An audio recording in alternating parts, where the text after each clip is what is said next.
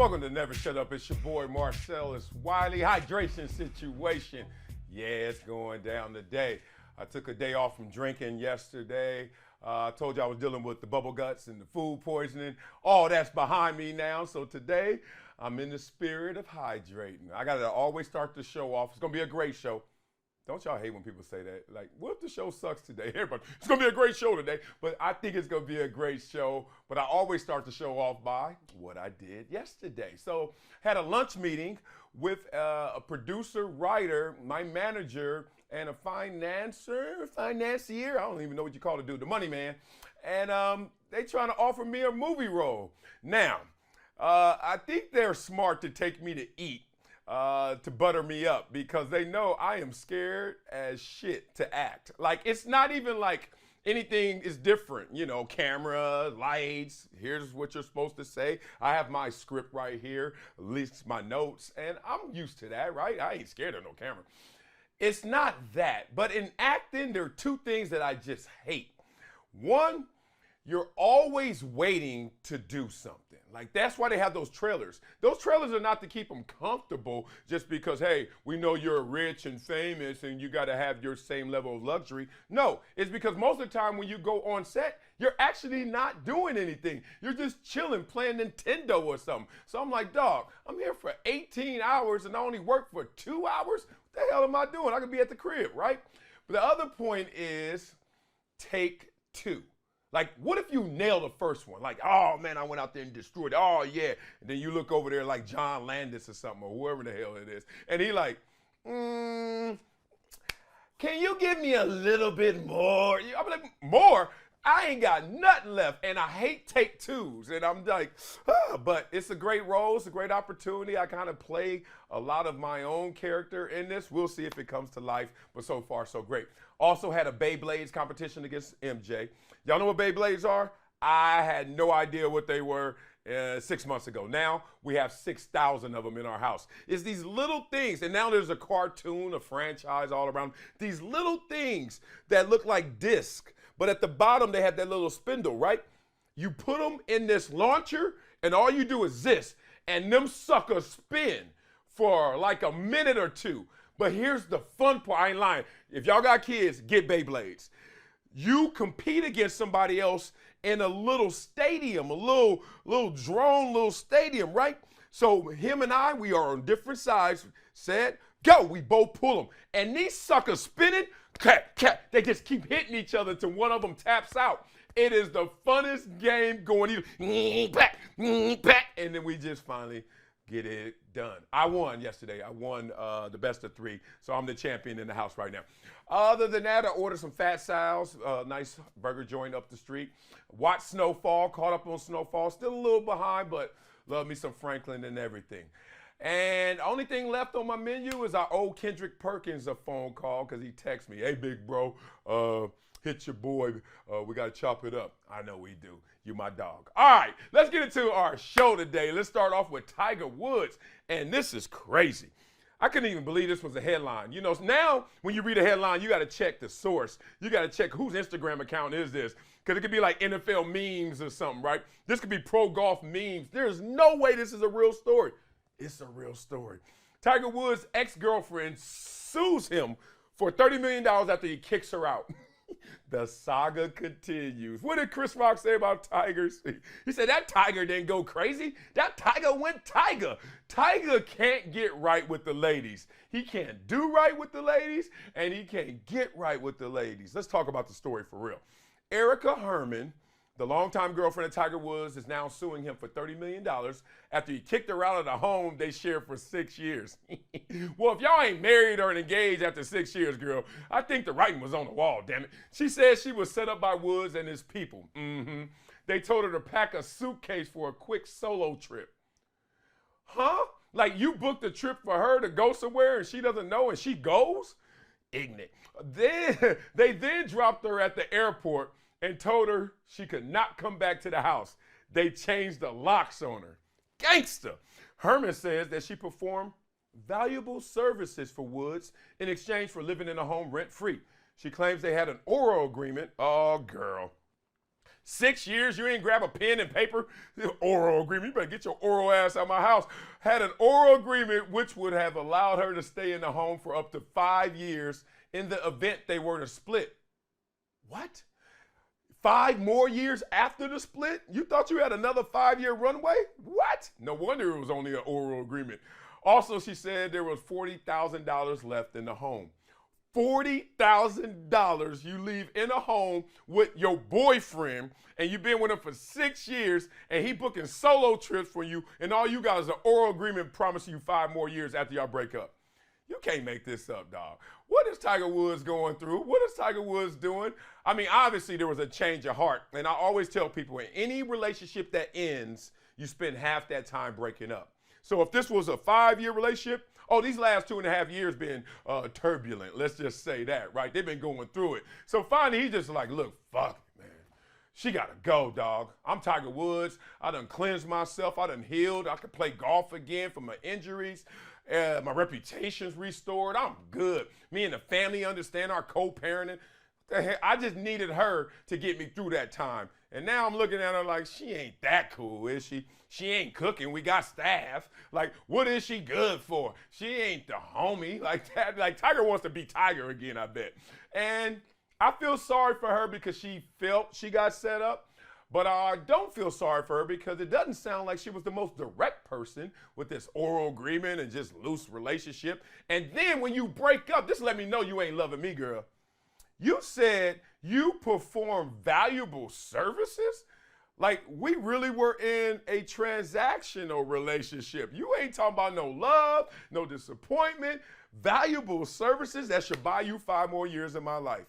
Now, look, I know you can't legislate desire. If I don't want you, I don't give a damn. Nobody gonna force me to want you.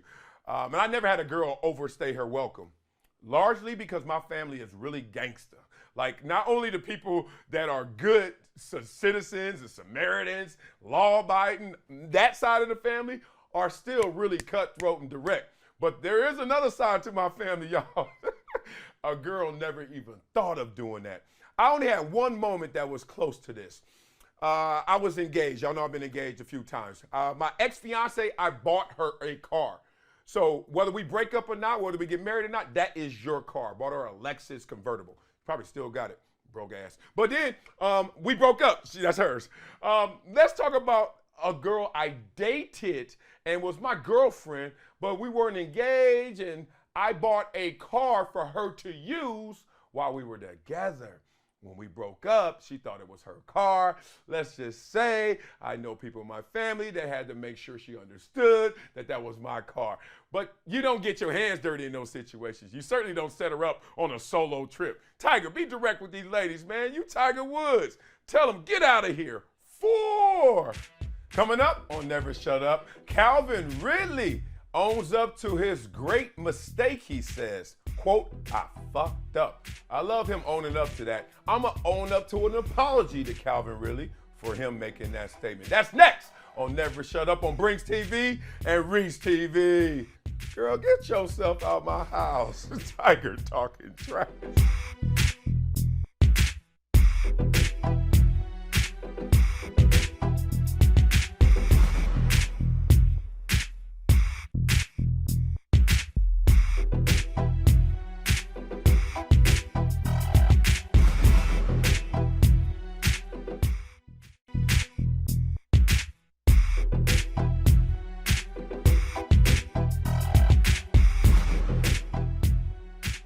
Welcome back to Never Shut Up. It's your boy Marcellus Wiley. Want to talk about Calvin Ridley right now, formerly of the Atlanta Falcons, now in the family with the Jacksonville Jaguars. And all you Jags fans out there that I see constantly commenting on this show and everything I'm doing, saying, where your Jags jersey at?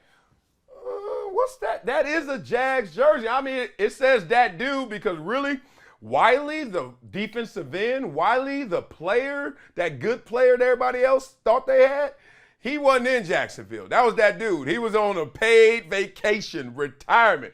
But I even doubled up. Not only do I got your jersey there, I got the damn helmet up there. Y'all act like I don't love y'all, Duval. Y'all love me. I just didn't show y'all love back, man. I'm sorry. I was done. My legs were shot. But let's talk about this story right now because Calvin really is now in Duval. But boy, was it a windy road to get there. Let's quote him as he said, "I fucked up," really wrote on the Players Tribune letter. "I'm here to not sugarcoat anything. In 2021, I made the worst mistake of my life by gambling on football." I hate to question people, but I'm like, damn, that's the worst mistake you made? What was it, a $1,500 bet on football? It was illegal. It cost you, but that's the worst mistake? I digress. Really made the decision to gamble after a month away from the team. You guys remember when he left the team, saying he had to get mental health issues clarified and handled, and he had anxiety and he was dealing with that. You guys remember that time? Okay, let's go. All right, this is the quote from him. "I just fucked up, period. In a dark moment, I made a stupid mistake. I wasn't trying to cheat the game," really wrote. "I was still just so depressed and angry, and the days were so long. I was looking for anything to take my mind off of things and make the day go by faster. One day, saw a TV commercial for a bed nap, and for whatever reason, that's where I need you to stop. I don't like when people apologize and then they just hide for whatever reason. You know the reason why, because you did it." I digress. "I downloaded it on my phone. I deposited like $1,500 total, literally just for something to do. I was going to bet like $200 on some NBA games that night, but then I just added a bunch of more games to a parlay. I put the Falcons in on it. I was just doing it to root on my boys, basically. I didn't have any inside information. I wasn't even talking to anybody on the team at the time. I was totally off the grid." Okay. I respect that apology. It's not for me to even judge it, but I respect it because when you apologize, you're doing it for two reasons. One, for you to get over it, for you to heal through it, right? For you to acknowledge your wrongs and say, you know what? This is a process, but now I'm coming out on the other side. That's part one of why you apologize. Part two of why you apologize is for the audience, whoever's receiving it. That does include me, and you want to make sure that they understand you're contrite. Show your level of contrition, that your acknowledgement of it, that, hey, I know I made a mistake, and now I'm ready to move on. There's some parts of that I could beat up and, dissect and really make them look a little different. But I'm glad that he has come to this summation and is not blaming his mental health or anything else anymore. He's actually saying, yo, I messed up and now it's time to move forward. That's great. Because we've all made mistakes. And it's crazy because when you make a mistake, immediately you want to do two things. You either want to get away from it and lie about it, or two, you want to blame somebody, something, right? You just can't take the weight of your mistake.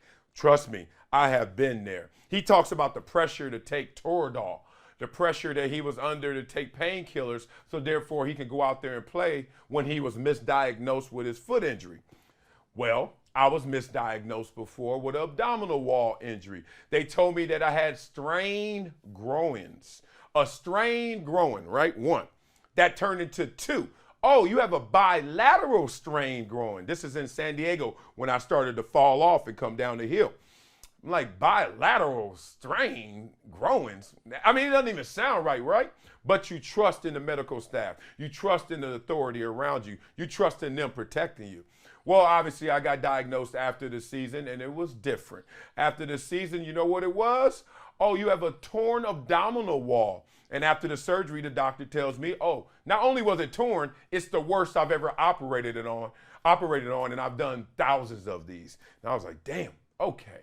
So I've been in that position before, but in that position, I think the moral of this story is, what do you do, right? When you're in a dire situation, when you're in despair, what do you do?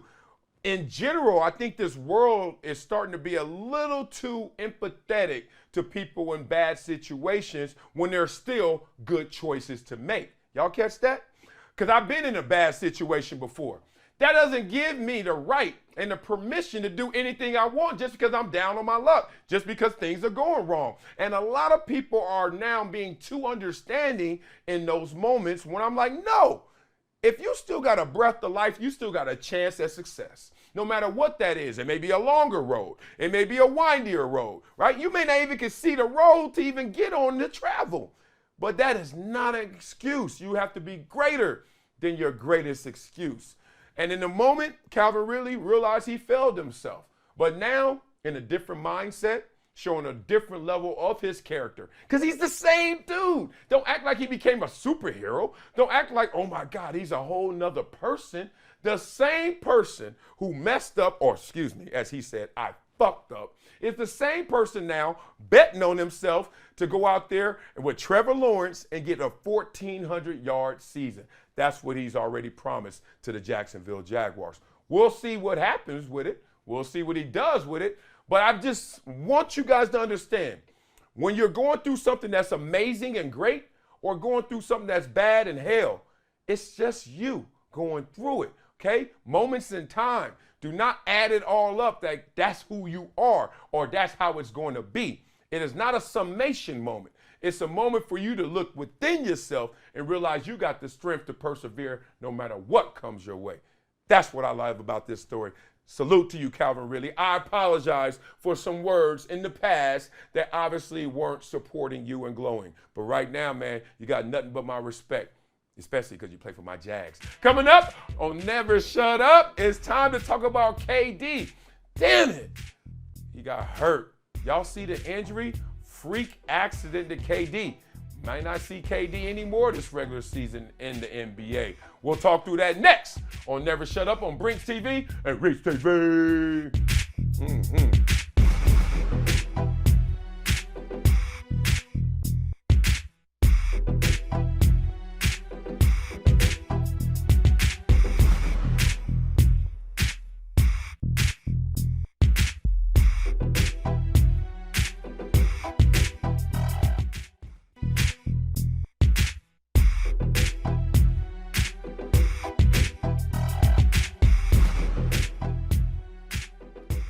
Welcome back to Never Shut Up. It's your boy Marcellus. Wiley, my favorite basketball player in the world. Y'all know who that is. It's Kevin Durant. That's a different column than the best basketball player or the GOAT, right?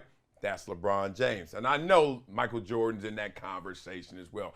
Just for me, LeBron James is the GOAT. And my favorite player to watch is the one that was built best to play the game of basketball in history, Kevin Durant. Right now, he can't play basketball. Hurt again. Injured in warm-ups this time. Look like the layup line. Come on. When the last time you see somebody get injured in warm-ups? Layup line. So obviously he was out for the game, and now there's some concerns that he has a grade 2 ankle sprain, which could cost him the rest of the regular season. Woo! 4 to 6 week injury potentially for Kevin Durant. Just doing a layup. Oh my God. Slipped on the floor, it just looks like, right? In his first home game with the Phoenix Suns. Man, I swear, in these moments, every athlete does it, and I'm sure fans even think this as well. You start thinking and checking in on your karma account. Like you start saying, damn, what have I done? Because I've heard stories about all the players that have gotten injured before, right? KD right now, I know some stuff that I've heard about KD. I'm like, is this the karma account coming back to you? What does that mean? When I used to get hurt, I used to always be like, damn, I didn't call that girl back 3 weeks ago. Damn it. I did tell him I was going to come through, and I did. Seriously, you're like, why did I get hurt on something so mundane, something so simple that I've done a trillion times before? Oh, why did I cut that old man off? And then I gave him the bird too. And now I got a torn ACL. You know, like you just think that way. Now, it made me really reflect on some crazy, silly injuries. And nothing's funny about an injury, especially when it happens to you. But some of them, let's just be real. How in the hell you get hurt is what we're all thinking, right? So let me start. Tyrod Taylor. Remember him? He played for my Chargers too, obviously. So they're giving him a painkiller for his ribs. And they say that's the most painful injury. Thankfully, in all my years of playing sports, I never had knee issues and I never had rib issues. Knee issues, I was so thankful because I knew once you had a bad knee, the chances of you being the same guy, slim, right? But we've seen some guys respond. But I was like, please don't have bad knees. And the ribs, I was scared of rib injuries because they say they hurt so bad. Every breath you take, they say, I mean, everybody I know has got a rib injury. Dude, they be like, dog, I can't live. This shit hurts. So let's get back to this. So Kevin Durant, obviously injured in this moment, made me think, how the hell you get hurt? Tyrod Taylor, they're supposed to go in your ribs. They miss your ribs, and they puncture your lung. And they said he was short of breath, and he just didn't know what was up. He was like, one, I'm short of breath. That's a big problem. A bigger problem is you just gave me a painkiller, and I'm in more pain. So that lets you know that didn't work, and you probably missed the spot. Boom. And then he sued. I don't know how much money he got, but he already got money. He got more money for that. Trust me, they had to settle that. All right. What was the craziest how'd you get hurt injury for me? I take you to Buffalo, where I'm playing with the Bills, my second, third year. So I got a little bit of status. I ain't the man, I'm not starting, but damn it, they love me. It's funny in sports. You got love for all the starters, different levels, of course, right? The ballers, the pro bowlers, the quarterback. But then the next guy who could actually leapfrog some of those dudes is the great backup. You know, the guy who comes in only for 10, 20 plays, but every time he comes in, he makes a mark. You hear his name. You see him making plays. Like on every team I've been on, especially that struggled, the most popular guy becomes the backup quarterback because he holds all your dreams, all your hopes, all your aspirations. Put him in, we'll win. And I felt like the backup quarterback at this time, second, third year. Every time I got in the game, it felt like I would make a tackle or get a sack. And they were like, oh, we love Wiley. I was like, but Phil Hansen is the dude, Bruce Smith is the dude, but then they would mess up because they were just out there more at times. And I was out there just so few at times that, guess what? Every time I did something, I shined. But one day in practice, man, damn.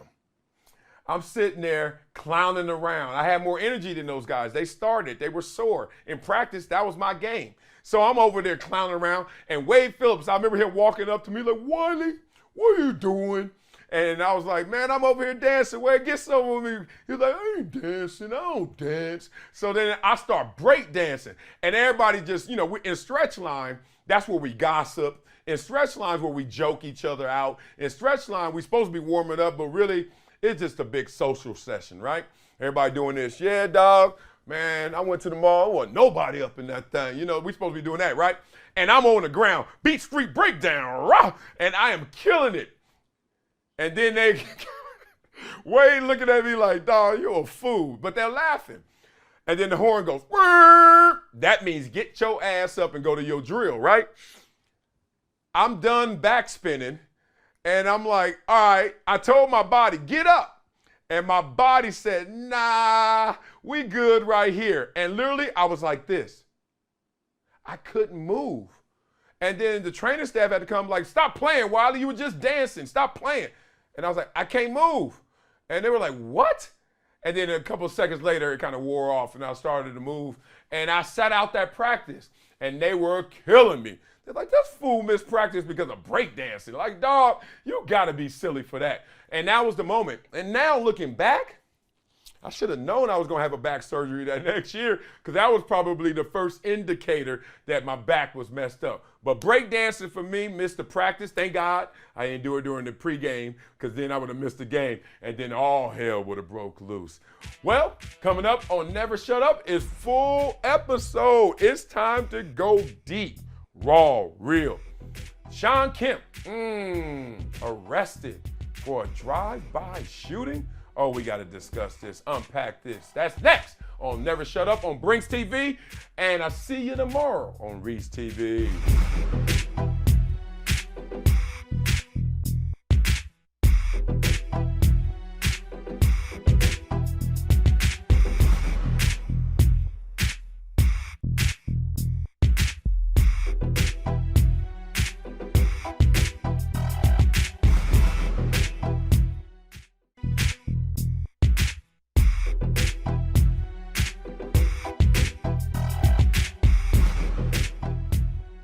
Welcome back to Never Shut Up, full episode time. Let's get into this. Shawn Kemp.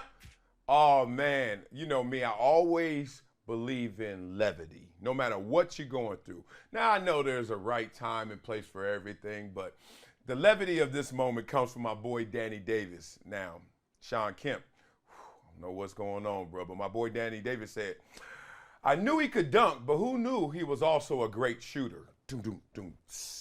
Okay, no one was injured in this story, so obviously I could let that one fly. Shawn Kemp was booked into a Washington State jail for an alleged drive-by shooting, according to the Tacoma Police Department. Police say the altercation occurred near the Tacoma Mall. No injuries, as I said before, but a gun was recovered. Investigation ongoing. Okay, that's what hit my radar last night. I was like, what? Shawn Kemp? Like, because these stories, it's so crazy, these stories, so many shooting or gun stories we're talking about, countless ones, right? And now it's like everybody's trying to one-up each other, right? We got the Ja Morant, he doing this, hey. And then you got one with Joe Mixon in his home. Maybe Joe Mixon may not have been there. And then you say, okay, hold my beer. I'm Shawn Kemp. Let me show you guys how to do this. A drive-by shooting. Insane. So let's read through what they said happened. Ex-NBA star Shawn Kemp fired a gun during a parking lot altercation prior to his felony arrest on Wednesday. What? 53-year-old Kemp, too old for this, bro, wearing a red vest, approached the vehicle and pointed his firearm, appearing to yell something before pulling the trigger at least once outside the Tacoma, Washington shopping mall around 2 p.m. 2 p.m., y'all. The kids about to get out of school damn near. 2 p.m., broad daylight. Witnesses tell us they heard multiple gunshots, back, back, back, before pulling their phones out to record the incident. What's wrong with us? Like, if I hear multiple gunshots, the article ends right there because I don't know what else happened. I'm out. I ain't pulling out my phone to do this and then somebody shoot me. Crazy. And claim they saw Kemp drive around the parking lot and ditched his gun in a bush before talking to police. Oh, he gangster. Like, that ain't even smart. You running around, you just throw it in the bush. Like, they ain't gonna search the bushes, like, or whatever. At one point, Kemp appears to attempt to flag down police to go after the other vehicle involved. Footage also shows cops searching the parking lot landscape before retrieving a handgun from a bush.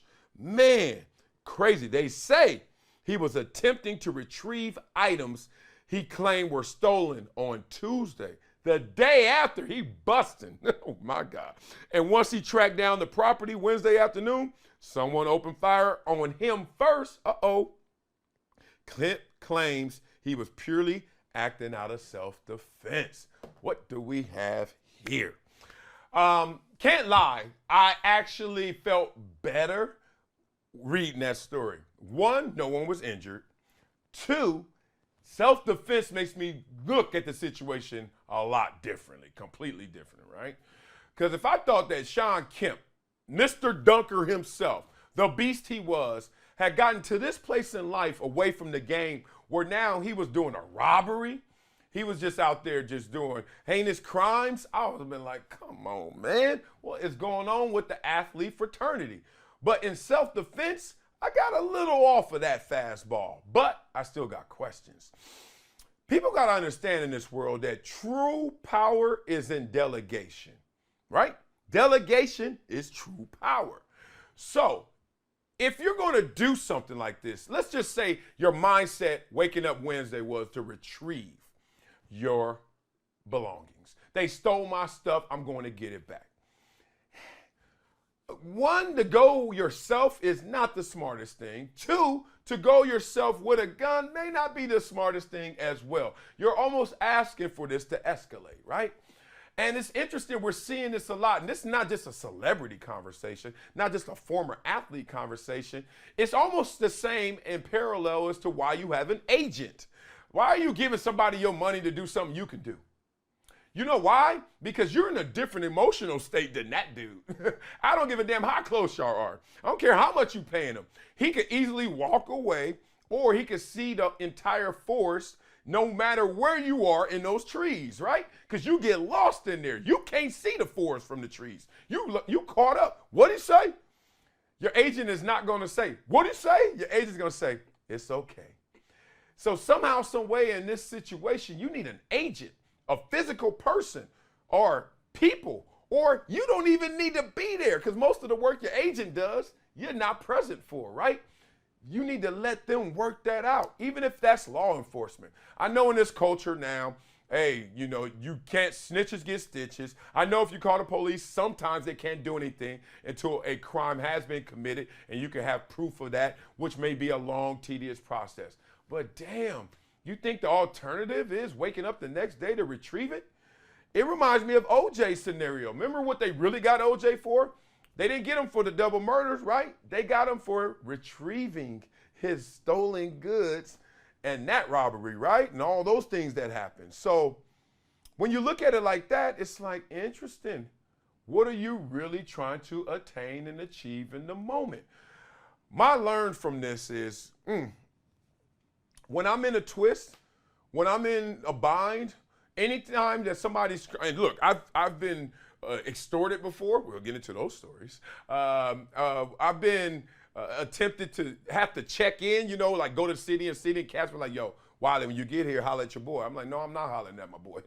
Hollering at my family. You holler at them. And there ain't nobody messing with my family. So I've been in those kind of binds where you're like, yo, it's a little sticky. When I had to retrieve the car from the young lady, I ain't go over there. What you think that's going to look like? See, this is how you get set up. This is how you get suckered. It's your car.